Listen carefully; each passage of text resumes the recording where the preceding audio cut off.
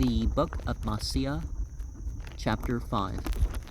And now King Benjamin thought it was expedient, after having finished speaking to the people, that he should take the names of all those who had entered into a covenant with God to keep his commandments.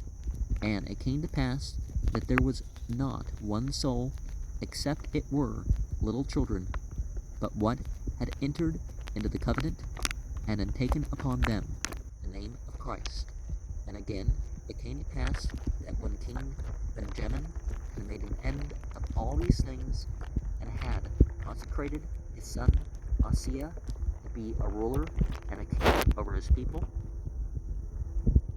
and had given him all the charges concerning the kingdom, and also had appointed priests to teach the people, that thereby they might hear and know the commandments of God, and to stir them up in remembrance of the oath which they had made, he dismissed the multitude, and they returned every one according to their families, to their own houses. So quite literally, in the biblical sense, Benjamin made Mosiah a Messiah. Little children, but who had entered. So, well, the children were innocent, so if you look at it that way, then they're not blamed for not taking up the covenant, but, But it's important when people come to a faith, you just don't initiate them and leave them be. You don't just take their testimony and tell them to go baptize themselves or whatever, and just, you want to be there for their instruction and perhaps counseling towards continuing on the path, or to set it up for others to do that. And it's important to delegate things among the community. It's like even Muhammad sent people off. Okay, here are some teachings for you to go share. And in the Bible, Jesus teaches people, and they go off unto others. And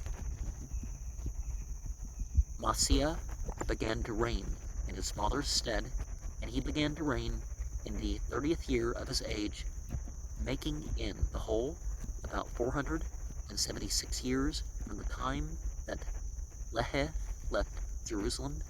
And King Benjamin lived 3 years, and he died.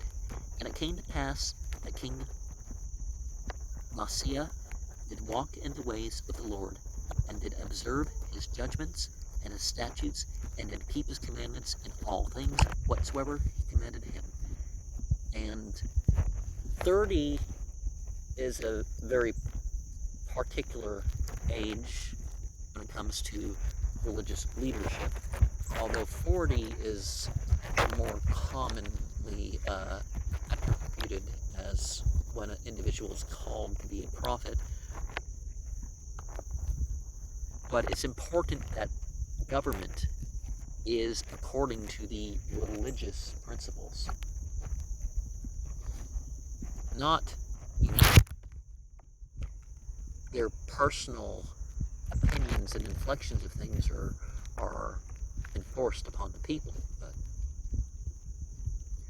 And King Mosiah did cause his people that they should till the earth, and he also himself did till the earth, that thereby he might not become burdensome to his people, that he might do according to that which his father had done in all things. And there was no contention among all his people for the space of 3 years. Burdensome instead of burdensome, the 1981 version. And one of the things that we need to look at with both government and priesthood is that if they're able to do more physical or regular work, they should be doing more physical or regular work to earn their living, rather than living on donations, and it's even the point where the politicians get richer than the people, clearly, on average. Even being a politician, it gets you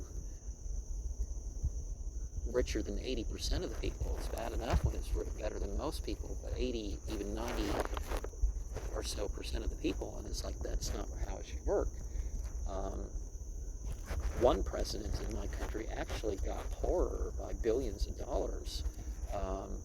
So he didn't make money by the thing, and all the sort of people that liked him before, so, oh, he's working contrary to certain corporate agendas. It's like, it wasn't the best of people, but, you know, that's how it should be. They should be able to earn their own money, because then you know that they're, you know, not being bought off by, oh, well, they're put in this position to get this money, and then they're going to do this stuff because they got that money. They should be the same sort of people they always were.